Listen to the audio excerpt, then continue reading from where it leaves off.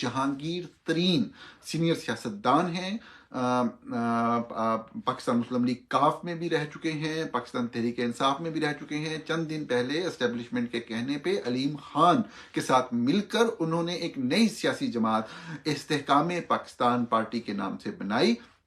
ये भी एक अजब मजाक ठहरा कि वो लोग जो कि पाकिस्तान को सारी तारीख में अदम इस्तेहकाम का शिकार करने का बुनियादी जिम्मेदार थे, वही एक सियासी कुव्वत हमेशा से बनाते रहे, नई सियासी पार्टियां नए सियासतदानों को लॉन्च करते रहे। अब वो सियासी जमात ही इस्तेहकाम पाकिस्तान के नाम से वजूद में ला रहे हैं। शायद इससे ही पाकिस्तान में कुछ इस्तेहकाम आ जाए।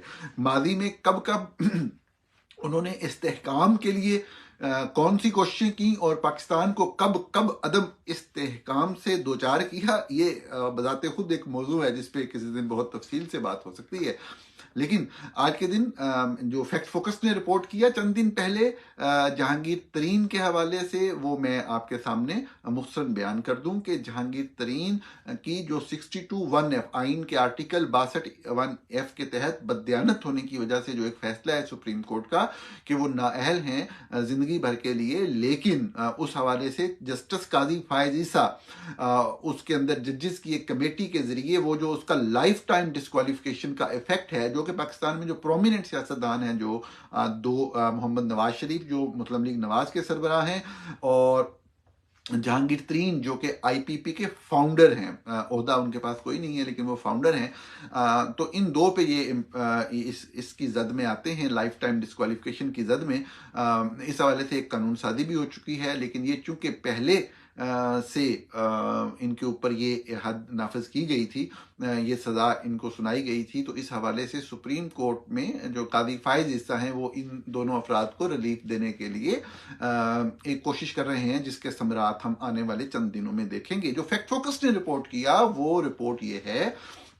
कि उस चीज के हवाले से नहीं, 62(1)(f जो जहांगीर तरीन साहब की ऑफशोर कंपनी और जो यूके में प्रॉपर्टी, उस हवाले से नहीं, बल्कि ये एक कर्जा माफी का मामला है। फरूकी पल्प मिल्क के नाम से एक कंपनी जहांगीर तरीन साहब ने खरीदी 2007 में, जब वो वजीर थे federal minister for industries and production general Musharraf के साथ शौकत अजीज की कैबिनेट में, और ये उन्होंने जेडीडब्ल्यू के जरिए खरीदी। जेडीडब्ल्यू जमालदीन वाली शुगर मिल जो कि उनका मेन बिजनेस है, जो कि पब्लिक लिस्टेड कंपनी है, लेकिन मेजॉरिटी शेयर होल्डर जहांगीर तरीन और उनके फैमिली के अफराद हैं।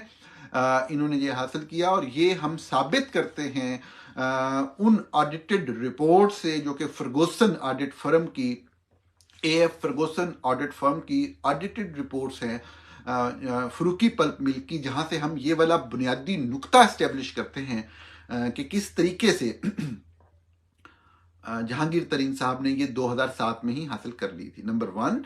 नंबर 2, उसके बाद अगले 2-3 सालों में उनके कर्जे माफ हो जाते हैं।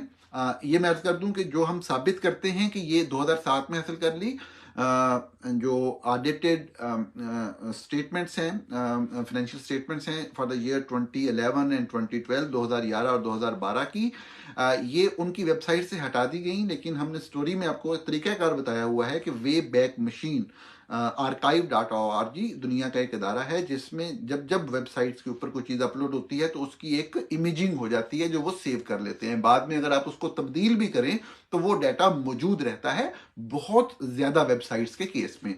तो हमने आपको तरीकाकार बताया कि आप 2011 में वे बैक जाकर वो वाली जो फाइनेंशियल स्टेटमेंट्स हैं वो आप डाउनलोड कर सकते हैं। ये लीगल एडमिजिबल एविडेंस है वो कि ये 2007 में एक्वायर की गई फरूकी पल्प मिल जमालदीन वाली ग्रुप के जरिए।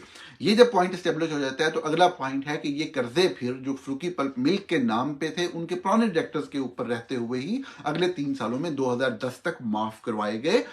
ये कर्जे 109 मिलियन रुपए के करीब बनते हैं। पाकिस्तान के आइन के आर्टिकल 63 के सब आर्टिकल 1 की सब क्लास एन के तहत 63(1)(n) के तहत अगर कोई भी शख्स जो है वो या उसकी वाइफ या उसका स्पाउस तो या उसके जो बच्चे हैं वो कोई मिलके कुल मिला के 2 मिलियन रुपए से ज्यादा का कर्जा माफ करवा लें तो वो लाइफ टाइम डिस्क्वालीफाई हो जाते हैं अगर इस तरह से कर्जा माफ करवाया जाए तो।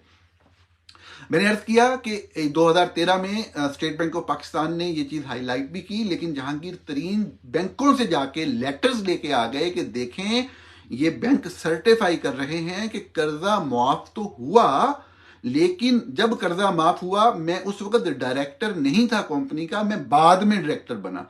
मैंने खबर में अर्ज किया फैक्ट फोकस पे कि ये बात भी दुरुस्त है कि वो बाद में डायरेक्टर बने, लेकिन मालिक पहले बन चुके थे। डायरेक्टरशिप सिर्फ ओहदा लेने के लिए डायरेक्टर का और चीफ एग्जीक्यूटिव बनने के लिए उन्होंने इंतजार किया उस वक्त तक का जब तक उनके कहे के मुताबिक जो बैंक्स हैं वो कर्जों को राइट ऑफ नहीं कर देते, तो उस लेटर की कोई अहमियत नहीं है।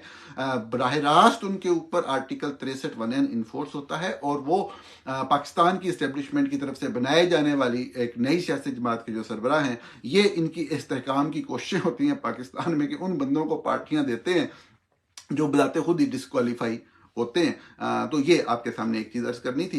एक इंटरेस्टिंग खबर है, पाकिस्तान के हवाले से नहीं, इंटरनेशनल, लेकिन जो लोग टेक्नोलॉजी में दिलचस्पी लेते हैं उनके लिए अहम खबर। यकीनन कुछ लोग इसको पढ़ भी चुके होंगे।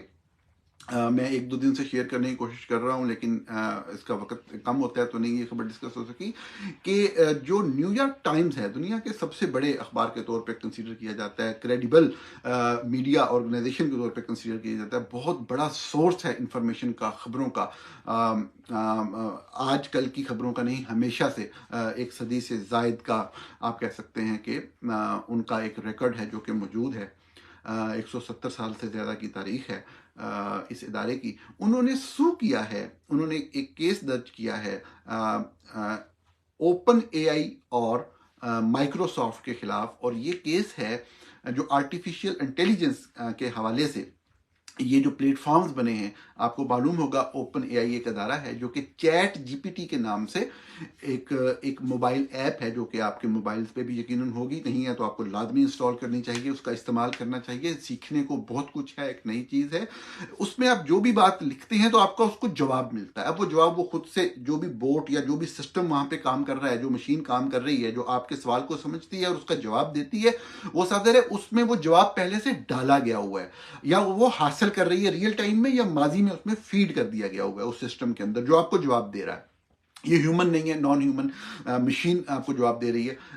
यही आर्टिफिशियल इंटेलिजेंस है। तो अब वो जो जवाब दे रही है वो इंफॉर्मेशन कहां से ले रही है, उसके पास जो फीड किया गया है वो क्या किया गया है, कैसे किया गया, उसका सोर्स क्या है, उसके पास इंफॉर्मेशन कैसे आई। मशीन के पास अगर सब कुछ है, सारी इंफॉर्मेशन है, तो वो कहीं से आई ना।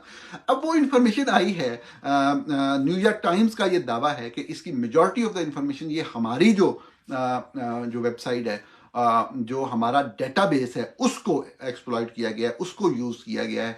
और न्यूयॉर्क टाइम्स ये भी कहता है कि हम इस साल में तकरीबन कोई अप्रैल के महीने से इनके साथ इंगेज हैं, माइक्रोसॉफ्ट के साथ भी और ओपन एआई के साथ भी, कि ये या तो आप कोई ऐसा मॉडल बनाए, फाइनेंशियल मॉडल, जिसमें हमें भी हमारा शेयर मिले, क्योंकि ये हमारा काम है, हमारी प्रॉपर्टी है। देखिए इंटेलेक्चुअल प्रॉपर्टी राइट्स यही होते हैं कि आप जो चीज़ कह रहे हैं, आप जो चीज़ कर रहे हैं, जो आप प्रोड्यूस कर रहे हैं, वो आपकी मिल्कियत है।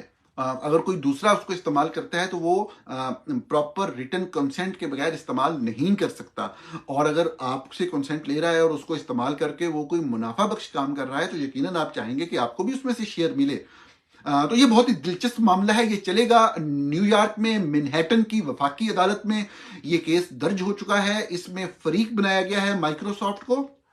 अब सब जानते हैं सॉफ्टवेयर के हवाले से दुनिया की लीडिंग कंपनी, पॉनियर कंपनीज में से, जिसने हमें जो है वो विंडोज जैसा ऑपरेटिंग सिस्टम दिया, जो आज के दिन तक कंप्यूटर इस्तेमाल करने वाले जो लोग हैं मेजॉरिटी में उनका साथ देता है, वो उसको इस्तेमाल करते हैं। ये मामला चलेगा और ओपन एआई साफ ज़ाहिर है कि बहुत ही दिलचस्प, बहुत ही अहम काम कर रहे हैं आर्टिफिशियल इंटेलिजेंस के हवाले से। ये केस जो है उसके मुस्तकबिल के हवाले से बहुत ही अहमियत इख्तियार करता चला जाएगा। एक चीज़ और मैं शेयर करना चाहता हूँ आपसे, एक ट्वीट है।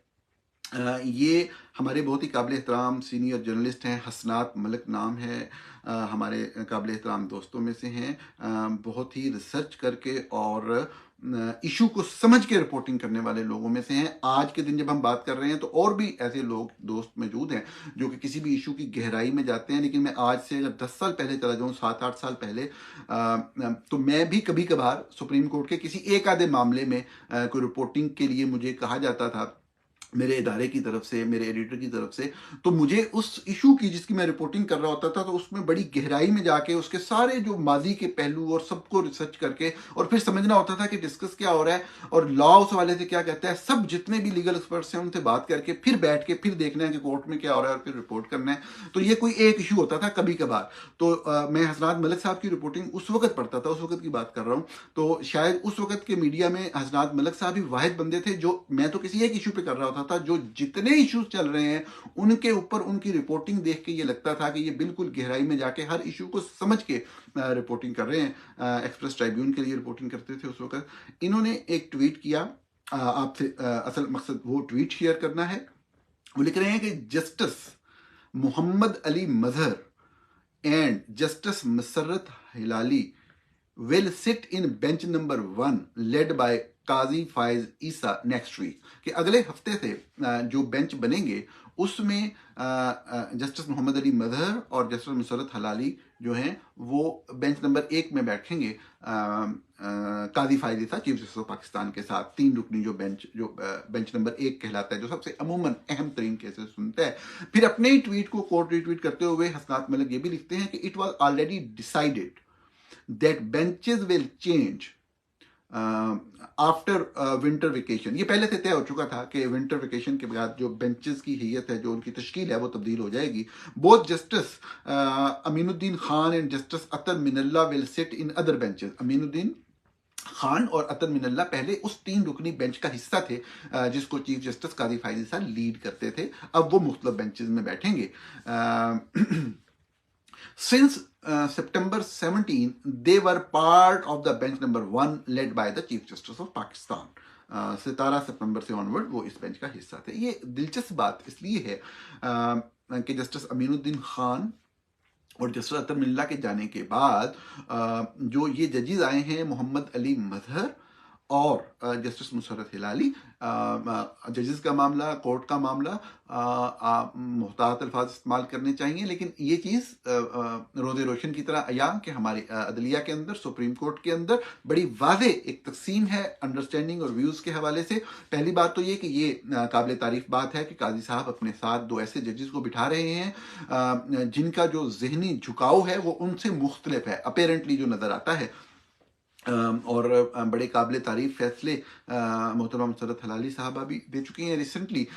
इससे फ़र्क क्या पड़ेगा? इससे फ़र्क ये पड़ेगा कि इस बेंच के अंदर साफ ज़ाहिर है कि आपको एक मुख्तलिफ आरा रखने वाले लोग जो हैं वो बैठने देखने को मिलेंगे। उनकी ऑब्जर्वेशन बहुत ही अहम होंगी, दिलचस्प बात होगी। लेकिन मैं आपको अर्ज कर दूं कि ये मेरा तजिया है, आप इससे डिसएग्री कर सकते हैं। होगा वही जो फौज चाहेगी। इन जजेस के अंदर से भी कोई भी ऐसा मामला नहीं है कि जब एस्टेब्लिशमेंट पीछे आ जाए कि इस मामले के ऊपर ये फैसला लेना है सुप्रीम कोर्ट से, तो कोई ऐसा जज के जो खड़ा हो सके। ये बात मैं आज से 3 माह पहले काजी फाइज ईसा साहब के बारे में कह सकता था। मैं गलत था, लेकिन मैं कह सकता था कि काजी फाइज ईसा साहब ये स्टैंड ले सकते हैं। लेकिन अब आपके सामने सारी सूरत हाल, वन साइडेड गेम चल रही है। जो भी एक लाइन है डायरेक्शन एस्टेब्लिशमेंट की, उसी के ऊपर सब काम किया जा रहा है।